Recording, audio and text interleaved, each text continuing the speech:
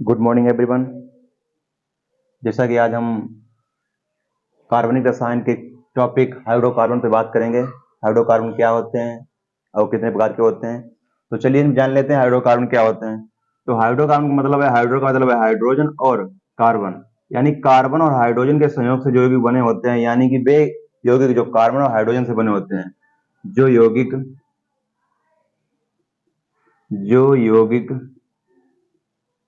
Hydrogen hydrogen एवं carbon hydrogen एवं carbon के संयोग से बने होते हैं वो हमारे यौगिक कहलाते हैं हाइड्रोकार्बन। तो ये कार्बनिक यौगिकों का एक टॉपिक है हाइड्रोकार्बन, उस पर चर्चा करिए। तो ये जो यौगिक होते हैं जो हाइड्रोजन और कार्बन के संयोग से मिलकर बने होते हैं उन्हें हम हाइड्रोकार्बन कहते हैं। जो हाइड्रोकार्बन होते हैं वो टू टाइप्स होते हैं। हाइड्रोकार्बन जो होते हैं वो टू टाइप्स होते हैं। टू टाइप्स मतलब दो प्रकार के होते हैं। दो प्रकार मतलब एक संतृप्त हाइड्रोकार्बन होता है, नंबर एक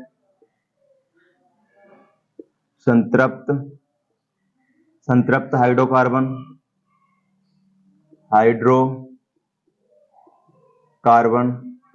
और नंबर दो जो होते हैं वो असंतृप्त हाइड्रोकार्बन होते हैं। कैसे होते हैं? असंतृप्त असंतृप्त हाइड्रोकार्बन होते हैं। संतृप्त हाइड्रोकार्बन और असंतृप्त हाइड्रोकार्बन में अंतर क्या होता है? जो संतृप्त हाइड्रोकार्बन होते हैं ये कार्बन और हाइड्रोजन के वे यौगिक होते हैं। जो संतृप्त हाइड्रोकार्बन होते हैं वो कार्बन और हाइड्रोजन के वे यौगिक होते हैं जो कार्बन के साथ हाइड्रोजनों का संयोग सिंगल बॉन्ड के साथ होता है।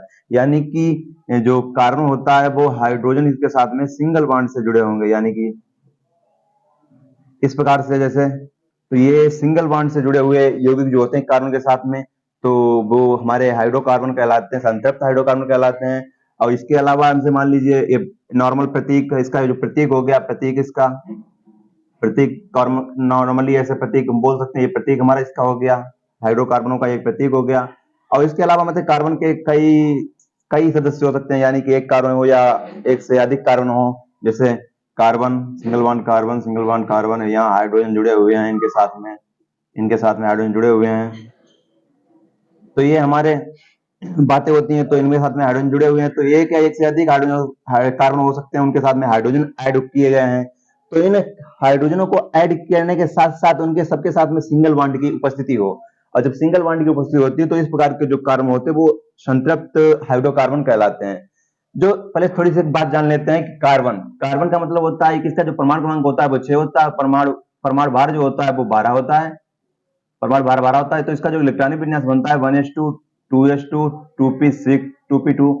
तो पहली कक्षा में 2 इलेक्ट्रॉन चाहिए तो 2 इलेक्ट्रॉन है, दूसरी कक्षा में 8 चाहिए तो यहाँ 2 और 2 4 इलेक्ट्रॉन है, यानी इसके पास 4 और कमी है, 4 कमी इसके पास है। तो इसकी बाह्यतम कक्षा में 4 कमी है, तो कार्बन के ऊपर 4 संयोजकता होती है, और इसको 8 अपनी एक अष्टक संयोजकता प्राप्त करने के लिए, यानी कि यहाँ 8 इलेक्ट्रॉन पूरा करने के लिए इसको क्या करना पड़ता है? 4 साइडों से बॉन्डिंग करनी पड़ती है। 4 साइडों से 4 इसके पास है और 4 इलेक्ट्रॉन 8 साइडों से सह संयोजक बंध द्वारा, ये एक जो बॉन्ड हो रही है सह संयोजक बंध है।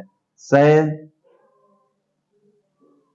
संयोजक बंध सह संयोजक बंध द्वारा क्या करता है कि 4 इलेक्ट्रॉन कार्बन के पास है और 4 इलेक्ट्रॉन कार्बन अदर चारों तरफ से सिंगल बॉन्ड की सहायता से ले लेता है, जिसके साथ क्या होता है कि ये अपनी अष्टक संरचना प्राप्त कर लेता है। तो वही बात है कि एक कार्बन हो या दो कार्बन, उनको 4 बॉन्डिंग चाहिए चारों तरफ से, 4 इलेक्ट्रॉन उसके पास है और 4 ही बॉन्डिंग उसको चाहिए। तो एक कार्बन देख लो तो 4 इसके पास है तो 1 2 3 4 बॉन्डिंग कर रहा है। दूसरा वाला कार्बन 1 2 3 4 बॉन्डिंग कर रहा है चारों तरफ से। ये भी है, देखो 1 2 3 4 चारों बॉन्डिंग कर रहा है। तो इसके पास 4 इलेक्ट्रॉन अपने हैं और 4 इलेक्ट्रॉन हाइड्रोजनों से ले रहा है। तो इस प्रकार से क्या होता है कि जो सिंगल बॉन्ड से जुड़े होते हैं, एक कार्बन हो चाहे एक से अधिक कार्बन हो, अगर सिंगल बॉन्ड से जुड़े हुए हैं तो वो संतृप्त हाइड्रोकार्बन कहलाएंगे। असंतृप्त हाइड्रोकार्बन क्या होते हैं? असंतृप्त हाइड्रोकार्बन वे कार्बन होते हैं जिनमें कार्बन के मध्य द्विबंध या त्रिबंध उपस्थित हो, यानी वे कार्बन के यौगिक जिनमें क्या होता है कि द्विबंध उपस्थित हो, डबल बॉन्ड हो या ट्रिपल बॉन्ड हो। तो 2 या 2 से 2 बॉन्ड हो या ट्रिपल बॉन्ड हो, इसके साथ अगर कोई भी श्रृंखला कार्बन की दे रखी है, मान लीजिए कार्बन की कई श्रृंखलाएं दे रखी हैं और उसके कई श्रृंखलाओं में किसी एक में डबल बॉन्ड की उपस्थिति होना आवश्यक है, तो वो जब डबल बॉन्ड की उपस्थिति होगी तो वो असंतृप्त हाइड्रोकार्बन कहलाएंगे। यानी कि कार्बन की लंबी श्रृंखला दे रखी है, एक या एक से अधिक कार्बन उपस्थित है, लेकिन उनमें से किसी एक में डबल बॉन्ड या ट्रिपल बॉन्ड प्रेजेंट हो तो वो हमारे क्या होंगे, वो हमारे संतृप्त हाइड्रोकार्बन कहलाते हैं। यानी वे कार्बनिक यौगिक जिनमें डबल या ट्रिपल बॉन्ड उपस्थित होता है वे हमारे असंतृप्त हाइड्रोकार्बन कहलाते हैं। तो ये बात हो गई संतृप्त हाइड्रोकार्बन की। संतृप्त हाइड्रोकार्बन में हम जान लेते हैं सबसे पहले एल्केन के बारे में। एल्केन क्या होते हैं? एल्केन का कॉमनली होता है कि वे हाइड्रोकार्बन होते हैं, हाइड्रोजन और कार्बन का संयोग होकर वे हाइड्रोकार्बन होते हैं जो यौगिक को परमाणु के साथ एकल संयोजक बंध द्वारा जुड़े होते हैं। तो संतृप्त में देख लेते हैं, तो क्या होता है संतृप्त में? सबसे पहले जान लेते हैं एल्केन के बारे में।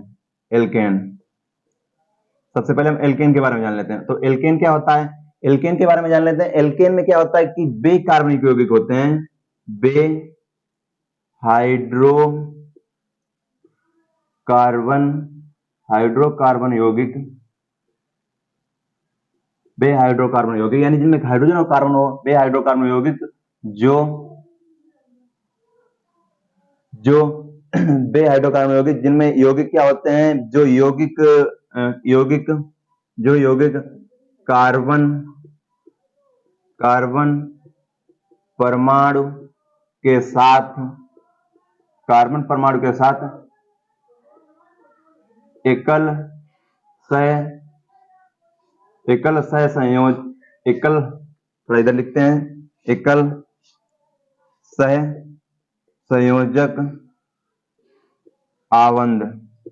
एकल सह संयोजक आवंध द्वारा जुड़े होते हैं।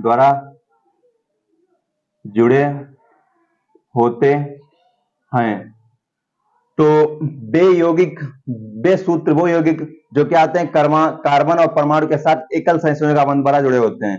तो एकल संयोजक आवंध द्वारा जुड़े होते हैं, जैसे हमारा मीथेन होता है, एग्जाम्पल के तौर पर समझ लेते हैं, जो हमारा होता है मीथेन CH4। तो इसमें क्या है, इसकी संरचना जो होती है वो कार्बन सिंगल बॉन्ड से हाइड्रोजन जुड़ी हुई, 4 हाइड्रोजन जुड़ी हुई हैं। तो कहने का मतलब है कि 4 इलेक्ट्रॉन इसके पास हैं और एक इलेक्ट्रॉन यहाँ से साझा कर रहा है इसके साथ में। हाइड्रोजन के पास एक होता है, अब एक इसका ले लेते हैं, इसके 2 हो जाते हैं, और एक इसका कार्बन, दूसरा वाला एक इसका कार्बन, ये हाइड्रोजन अपने 2 पूरे कर लेते हैं। 2 पूरे करेगा तो हाइड्रोजन नंबर 1 पे होता है, नंबर 1 पे, और जब इसके इलेक्ट्रॉन एक और मिल जाएगा, 2 हो जाएंगे, तो ये बन जाएगा हमारा नंबर 2 पे हीलियम बन जाएगा। तो ये अक्रिय गैस में पहुंच जाएगी, तो इसको किसी से क्रिया करने की जरूरत नहीं पड़ेगी, तो वो अक्रिय गैस संरचना में पहुंच जाएगी। तो अष्टक संरचना में एक तरह से मान लीजिए उस यौगिक में, उस सूत्र में पहुंच जाएगी। तो इसमें क्या होता है कि ऐसे ही सब हाइड्रोकार्बन जुड़ जाते हैं आपस में, इलेक्ट्रॉनों के साथ में साझा कर लेते हैं, तो साझेदारी हुई है। तो हाइड्रोजन और कार्बन ने साझेदारी की है, तो इसका मतलब इस इलेक्ट्रॉन, हाइड्रोजन के इलेक्ट्रॉन पर कार्बन का हक है, कार्बन के इलेक्ट्रॉन पर हाइड्रोजन का हक है। तो ये साझेदारी का मतलब यही हुआ। तो 4 इलेक्ट्रॉन हाइड्रोजनों के भी ले लेता है ये, तो मिला के इसके 4 और 4 8 हो जाते हैं, इसके 2 2 कंटिन्यू हो जाते हैं, तो ये अष्टक संरचना में बन जाते हैं। तो ये जो नॉर्मली इसका प्रतीक जो होता है, तो नॉर्मली जो प्रतीक इसका होता है वो क्या होगा, कार्बन के साथ में सिंगल बॉन्ड से हाइड्रोजन जुड़ी हुई है, कार्बन के साथ हाइड्रोजन सिंगल बॉन्ड के साथ में जुड़ी है। और यही बोला है कि कार्बन परमाणु के साथ एकल सह संयोजक बॉन्ड है, साझेदारी वाला बॉन्ड। तो सह संयोजक आवंध द्वारा क्या होते हैं, जुड़े होते हैं। तो इस प्रकार से क्या होते हैं, ये हमारे एल्केन्स कहलाते हैं। और इसका मतलब ये नहीं कि सिर्फ एक कार्बन के बजाय और कार्बन हो सकते हैं, एक से अधिक कार्बन हो सकते हैं। एक से अधिक कार्बन का मतलब है यहाँ पे कार्बन की 4 बॉन्डिंग पूरी हो जाए, कार्बन की 4 बॉन्डिंग, 4 संख्या पूरी हो जाए, तो हर कार्बन की 4 संख्या पूरी हो जाए, उसके साथ में हाइड्रोजन ऐड किए हों। तो जो सिंगल बॉन्ड से जितने भी कार्बन जुड़े होंगे, सिंगल बॉन्ड से जितने भी कार्बन ऐड हैं, वो सब क्या कहलाएंगे, वो हमारे सब एल्केन के तौर पे आते हैं। इसीलिए क्या जो हमने कार्बन की नेमिंग संरचना जो होती है, कार्बन की नेमिंग संरचना में हमने बताया भी था एक बार। तो हम कार्बन की नेमिंग संरचना जो होती है, एक कार्बन होता है उसको बोलते हैं मेथ, 2 कार्बन जब होते हैं उसको बोलते हैं एथ, 3 कार्बन जब होते हैं उसको बोलते हैं प्रोप, 4 कार्बन होते हैं उसको बोलते हैं ब्यूट, 5 कार्बन उसके बोलते हैं पेंट, 6 कार्बन होते हैं उसको बोलते हैं हेक्स बोलते हैं, 7 कार्बन उसको बोलते हैं एक्ट बोलते हैं, और 8 कार्बन उसको बोलते हैं ऑक्ट, 8 कार्बन को ऑक्ट बोलते हैं, 9 कार्बन को नॉन बोलते हैं, और 10 कार्बन को 10 कार्बन को डेका या डेक डेका या डेक बोलते हैं। तो ये कार्बन की नामिक संरचना होती है। और जो हमारा होता है, जान लेते हैं, जो हमारा सिंगल बॉन्ड होता है उसको बोलते हैं एन। डबल बॉन्ड होता है उसको बोलते हैं इन। और ट्रिपल बॉन्ड जो होता है उसको बोलते हैं आइन। तो इसमें देखते हैं हम कि एक कार्बन दिया गया है, इस कार्बन की श्रृंखला को हमने खोल दिया, तो इसमें एक कार्बन दिया गया है और एक कार्बन दिया गया, तो एक कार्बन का मतलब क्या है? एक कार्बन का मतलब है मेथ। तो ये मेथ हो गया प्लस सिंगल बॉन्ड सभी जगह लगाएंगे, तो सिंगल बॉन्ड का मतलब एन है, सिंगल बॉन्ड का मतलब एन है, तो ये जाएगा हमारा मेथेन। ये सूत्र का नाम हो गया मेथेन। तो इस प्रकार से नाम हो गया मेथेन। या सिंगल बॉन्ड से ही जुड़े हुए और कार्बन जुड़े हुए, मान लीजिए मेथेन हो गया इसका नाम, और कार्बन जुड़े अगर हों एक एल्कोनो में मतलब एक या एक से अधिक कार्बन हो, तो 2 कार्बन ले लिए हमने, लेकिन सिंगल बॉन्ड से ही जुड़े हैं, तो सिंगल बॉन्ड से जुड़े होंगे तो वो एल्केन कहे जाएंगे, वरना डबल बॉन्ड होगा तो वो हमारे असंतृप्त में चले जाएंगे, एल्कीन अल्काइन हो जाएंगे। तो इसमें क्या है कि अगर जुड़े हुए हैं हाइड्रोजन, तो जहां जहां कार्बन की संयोजकता कमी रह जाती है वहीं वहीं हाइड्रोजन को लगा देते हैं, हाइड्रोजन पूरा कर देते हैं। तो जब इसकी नेमिंग की संरचना करेंगे तो नंबर 1 यहाँ पे, नंबर 2 कार्बन ये, तो 2 कार्बन का मतलब होता है एथ, 2 कार्बन का नाम है एथ, और प्लस सिंगल बॉन्ड है तो सिंगल बॉन्ड का मतलब होता है एन। तो एन मतलब तो हो जाएगा हमारा हो जाएगा एथेन, इसका नाम हो जाएगा एथेन। इस प्रकार से नामिंग संरचना हो जाती है, नाम चढ़ जाते हैं इसके, आईयूपीएसी नेमिंग में नामकरण होता है। उसके बाद में हम बात करते हैं असंतृप्त हाइड्रोकार्बन में। असंतृप्त हाइड्रोकार्बन में देखिए, उसके बाद में हम जो बात करते हैं, हाँ सबसे पहले जान लेते हैं जो मीथेन होती है संतृप्त में, हमने बताया एल्केन बताई CH4, तो CH4 होती है एल्केन में, तो एल्केन में CH4 जो बताई है, तो इसका जो सामान्य सूत्र होता है, सामान्य जो सूत्र होता है वो होता है इसका CnH2n+2, ये सामान्य सूत्र होता है। सामान्य सूत्र का मतलब क्या है कि जैसे हमने सूत्र ले लिया, हमने बोल दिया मेथेन, तो मेथेन हमने सिर्फ नाम ले लिया, मेथेन, नाम ले लिया हमने मेथेन, तो तुम्हें पता है इसमें मेथ निकला है, तो मेथ का मतलब होता है एक कार्बन, तो एक कार्बन, एन का मतलब यहाँ पे कोई भी संख्या हो सकती है, एन का मतलब यहाँ पे कोई भी पूर्ण संख्या हो सकती है, एन का मतलब कोई भी, एनी नंबर जो कोई भी हो सकता है। तो मान लीजिए हमने यहाँ कार्बन ले लिया, तो कार्बन यहाँ मेथ दिया नाम है, तो मेथ का मतलब होता है, मेथ का मतलब एक होता है कार्बन, तो एक कार्बन, तो Cn यानी एन का मतलब यहाँ पे एक ही है, तो जो हाइड्रोजन होगा वो 2 × 1 और +2, तो क्या होगा, इसका सूत्र बन जाएगा C, 2 × 2 2 4, तो CH4। ये सूत्र जो बन के आ गया वो काय का मेथेन का बन गया। अब मान लीजिए हमने एक ले लिया, और हमने ले लिया एथेन, नाम ले लिया एथेन ले लिया, तो एथेन ले लिया, एथेन के में हमने एथ में 2 कार्बन होते हैं, देखिए एथेन में 2 कार्बन है, एथ का मतलब 2 कार्बन होता है, तो 2 कार्बन का मतलब है सिंगल बॉन्ड से जुड़े होंगे, तो 2 कार्बन एथ, तो कहने का मतलब है 2 कार्बन है तो 2 कार्बन हो गए, और हाइड्रोजन की संख्या कैसे निकालेंगे, तो इसमें समान रख दो, तो 2 × 2 कार्बन है, तो इनका मतलब यहाँ 2 रखा, तो यहाँ 2, तो 2 × 4 और +2, तो यहाँ C2H 2 × 4, 2 × 4 और 2 6, तो ये हमारा हो जाएगा एथेन का सूत्र। इसी प्रकार से नेमिंग हो जाती है। और जो आगे बात करते हैं मेथेन के बारे में, मेथेन जो सामान्य सूत्र हो गया, इसका प्रतीक हो गया, हमने बताया। इसके बाद में जो मेथेन होती है वो हमारी मेथेन होती है वो एल्केनों का समूह का पहला सदस्य है, मेथेन ही हमारा जो मेथेन होती है वह एल्केनों का पहला सदस्य है, एल्केन का पहला सदस्य है, एल्केन समूह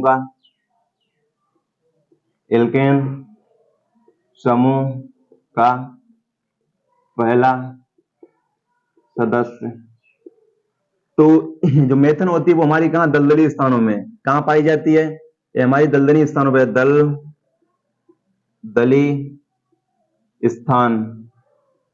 स्थानों पर पाई जाती है मेथेन, और दलदली स्थानों पर मेथेन पाई जाती है। उसके बाद में एक कार्बन जो कोयले की खदानें होती है वहां पाई जाती है, कोयले की खदानों यानी जो खाने होती हैं, कोयले की खाने होती हैं, उनमें मेथेन पाई जाती है बहुत मात्रा में, वहां ये निकलती है। जो एल्केन होती है उसका प्रयोग कहाँ में किया जाता है, उसका प्रयोग किया जाता है कार्बन की छड़ें बनाने में, यूजेज जो होते हैं इसके मेथेन के, कार्बन की छड़ें बनाने में, कार्बन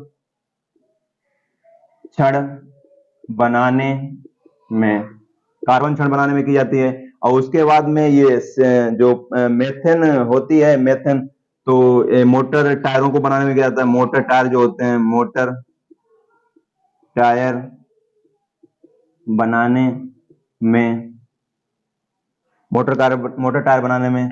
इतनी बात हमने जान ली। उसके बाद में थोड़ी और बात जान लेते हैं इसके बारे में कि जो मेथन जो एल्केनो का समूह है, तो एल्केनो के समूह में एक और सूत्र आता है एथ मेथ प्रोप। तो 3 कार्बन इसमें दिए गए हैं, तो यानी कि इसका मतलब हो जाएगा इसमें 4 कार्बन, तो यानी कि यहाँ हाइड्रोजन जुड़ जाएंगे, जहां जहां सिंगल बॉन्डिंग है जुड़ जाएंगे, यहाँ पे हाइड्रोजन।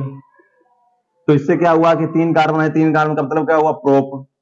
तो जो प्रोप और प्लस सिंगल बॉन्ड है, सिंगल बॉन्ड तो इन, तो प्रोपेन, और जो प्रोपेन है और इसके साथ में अगर हम एक और कार्बन जोड़ देते हैं ऐसे ही और सिंगल बॉन्ड लगा देते हैं सभी के साथ में जहां जहां जुड़ने हैं, तो ये प्रोपेन और 4 कार्बन, ये ब्यूटेन बन जाएगा। 4 कार्बन पर ब्यूट, 4 कार्बन ब्यूट होता है, तो ये हमारा ब्यूटेन हो जाएगा, ब्यूटेन बन जाएगा। लेकिन ये है क्या, ये सब एल्केन के समूह है, कि हम सिंगल बॉन्ड लगा हो तो ये सब एल्केन में आएंगे, एल्केन होते हैं। तो जब ये जो प्रोपेन होता है और ब्यूटेन जो होता है, तो प्रोपेन और ब्यूट्रोन जो होता है, ब्यूटेन होता है, ये दोनों पेट्रोलियम के घटक हैं, पेट्रोलियम के घटक हैं।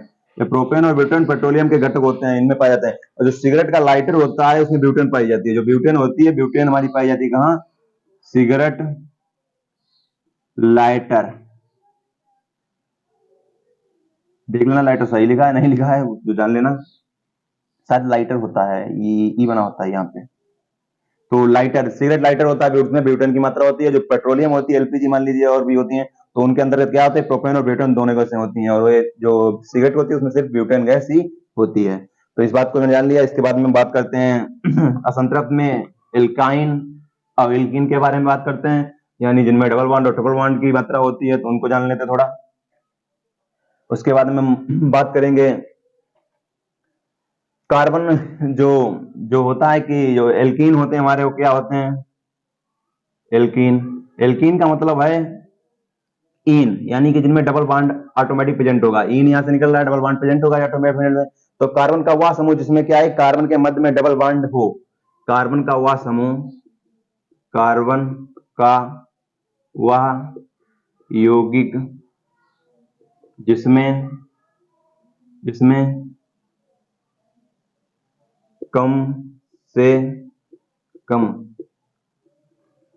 एक डबल बॉन्ड हो, यानी ऐसा समूह जिसमें एक डबल बॉन्ड, कम से कम एक डबल बॉन्ड होना चाहिए, जिसमें एक डबल बॉन्ड हो, चाहे कार्बन की संख्या 100 हो यहाँ पर, और 100 में भी अगर सिंगल बॉन्ड लगा हुआ है तो उसमें से कहीं पर भी एक बॉन्ड लगा हो, तो हमारा कहाँ जाएगा, वो हमारा एल्कीन समूह में चला जाएगा।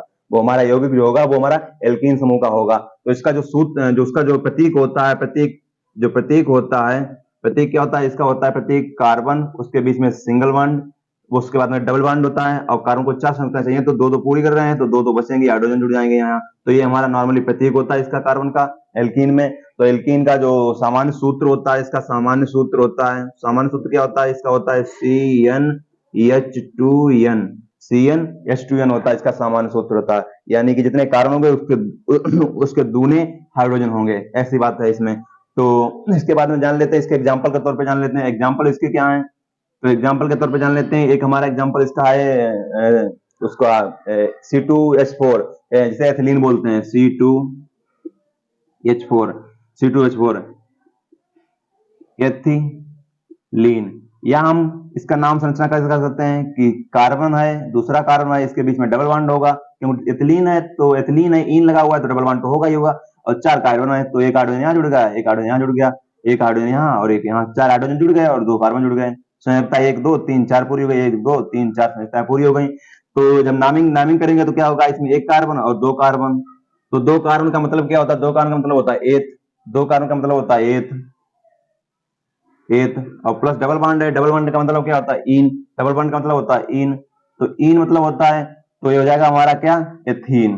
क्या हो जाएगा, एथीन। और फिर चाहे एथीन को और चाहे एथिलीन को, बात एक ही है, एथीन और एथिलीन दो नाम आ गए इसके। उसके बाद में ऐसे एग्जाम्पल और होते हैं कि एथिलीन के बाद में अभी 3 कार्बन ले लेंगे तो प्रोपीन यानी प्रोपेलिन, और 4 कार्बन लेंगे तो ब्यूट और ब्यूटिलीन हो जाएगा, एग्जाम्पल के तौर पे समझ सकते हैं। तो जो 10th लेवल में जो एक क्वेश्चन आते रहते हैं, तो क्वेश्चन में सबसे ज्यादा इंपॉर्टेंट ये है कि क्वेश्चन एथिलीन कैसे बनती है, क्वेश्चन आता है एथिलीन कैसे बनती है, एथिलीन कैसे बनती है, एथिलीन बनती कैसे है? तो एथिलीन बनने की क्रिया होती है, एथिलीन बनने का क्या क्रम होता है? एथिलीन या जो एथिल अल्कोहल होता है C2H5OH, एथिल अल्कोहल को जब क्रिया कराते हैं तो उसमें क्या होता है? इसमें निकलता है C2H4 और जल अलग हो जाता है इसका H2O, तब ये बनती है। तो एथिल अल्कोहल को गर्म करने पर क्या होता है? इसको इसकी क्या कराने पर क्या होता है कि C2H4 एथिलीन बनती है और ये हमारा जल अलग हो जाता है। तो ये बनने के लिए ये चीज है। तो जो इसकी बात समझ लें, जो एथिलीन होती है, एथिलीन का उपयोग क्या किया जाता है? यूजेस क्या होते हैं? उपयोग देख लीजिए। कृत्रिम रूप से, कृत्रिम रूप से फलों को पकाने में, कृत्रिम रूप से फलों को पकाने में एथिलीन का प्रयोग किया जाता है। कृत्रिम रूप से फलों को पकाने में एथिलीन का प्रयोग किया जाता है।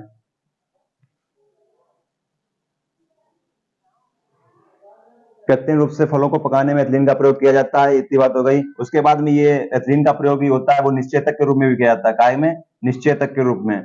निश्चेतक यानी बेहोश करने में, क्या मतलब? बेहोश करने में, निश्चेतक के रूप में करने में, बेहोश करने में इसका प्रयोग किया जाता है। और इसका जो प्रयोग किया जाता है वो पॉलीथीन बनाने में किया जाता है। पॉलीथीन बनाने में तो एथिलीन का प्रयोग इस तरीके से किया जाता है, इस तरीके से। और जो एथिलीन के द्वारा, ये एथिलीन से क्या मस्टर्ड गैस बनाई गई थी। एथिलीन, जो एथिलीन होती है, इसी के द्वारा C2H4 जो होती है, C2H4 एथिलीन, एथिलीन से मस्टर्ड गैस बनाई जाती, और जिसका प्रयोग मस्टर्ड का बनाया, जिसका प्रयोग द्वितीय विश्व युद्ध में प्रयोग किया गया मस्टर्ड गैस का प्रयोग था, वो द्वितीय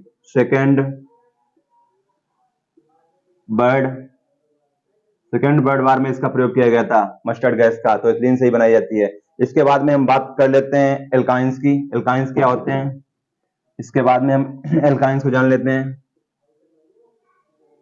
एल्काइंस क्या होते हैं? तो एल्काइंस वे यौगिक होते हैं, वे कार्बन के यौगिक जिनमें क्या होता है? कार्बन के मध्य में कम से कम ट्रिपल बॉन्ड उपस्थित हो, यानी कि जिन कार्बनों के कम, यानी कि समझ सकते हैं कि इस प्रकार से कह सकते हैं कि बे कार्बनिक यौगिक जिनमें त्रिबंध बनाए, बे कार्बनिक यौगिक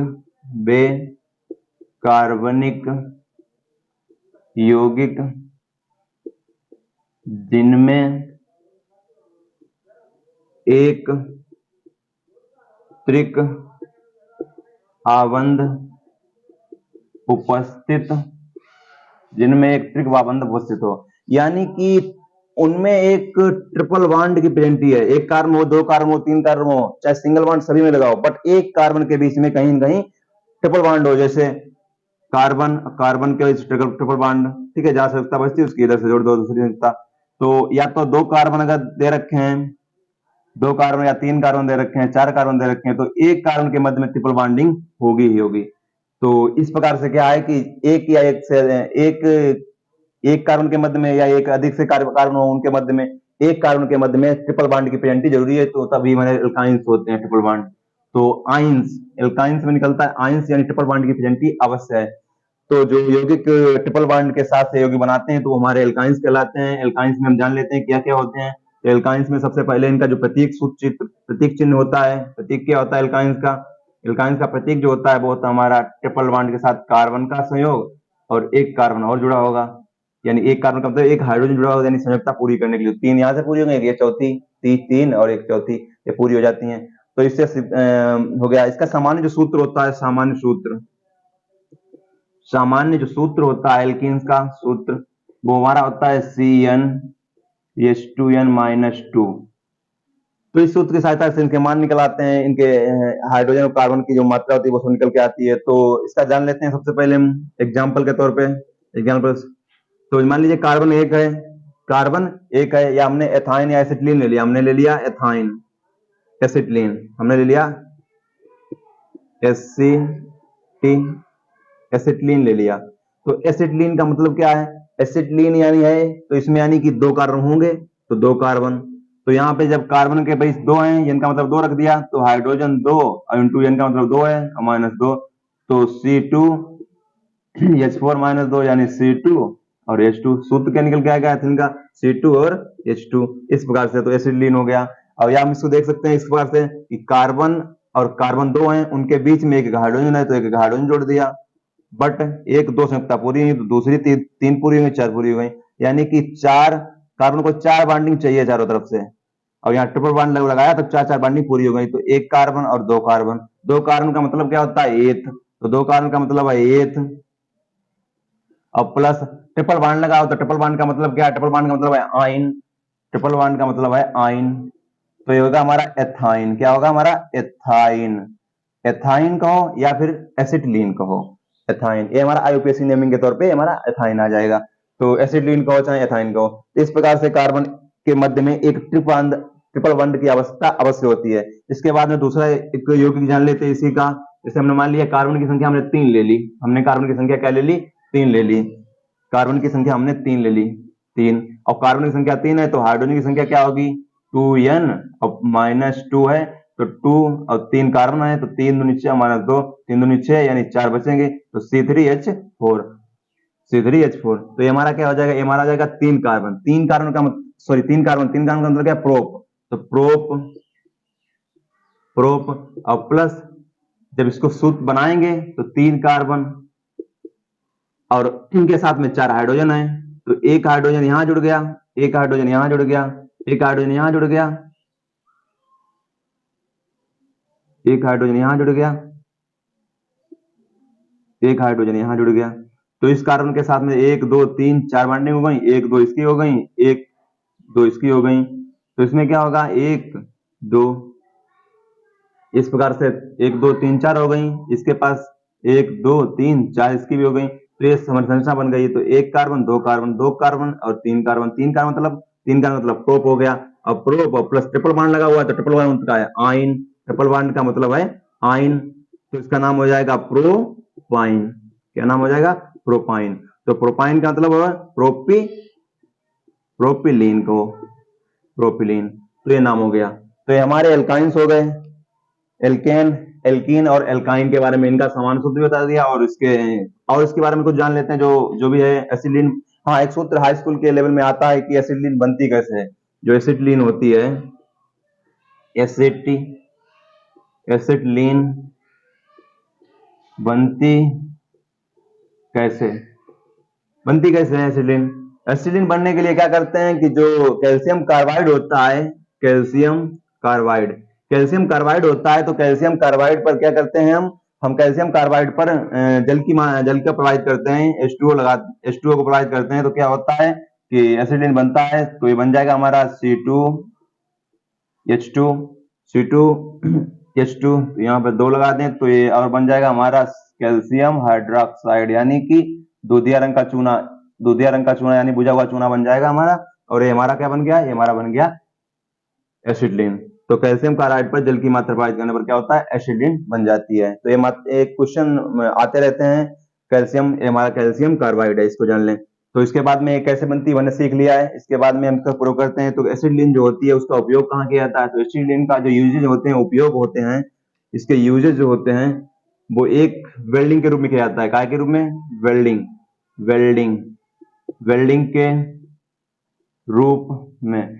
के रूप में कैसे किया जाता है। जो C2H2 होता है उसमें ऑक्सीजन की मात्रा प्रभावित करके वेल्डिंग के रूप में इसका प्रयोग किया जाता है, यानी एसिटिलीन और उसमें ऑक्सीजन मिला के वेल्डिंग के रूप में इसका प्रयोग किया जाता है। बस ये बात हो गई हमारी एसिटिलीन की, और हमारे संतृप्त और असंतृप्त हाइड्रोकार्बन के बारे में हमने आज जाना और उसके बारे में चर्चा की। जो भी होता था एसिटिलीन के सहयोग में, और एथाइन और एसिटिलीन जो भी है उसको अच्छी तरीके से हमने जाना और समझा। तो आज के लिए इस क्लास में इतना ही, मिलेंगे हम नेक्स्ट क्लास में, तब तक के लिए थैंक यू।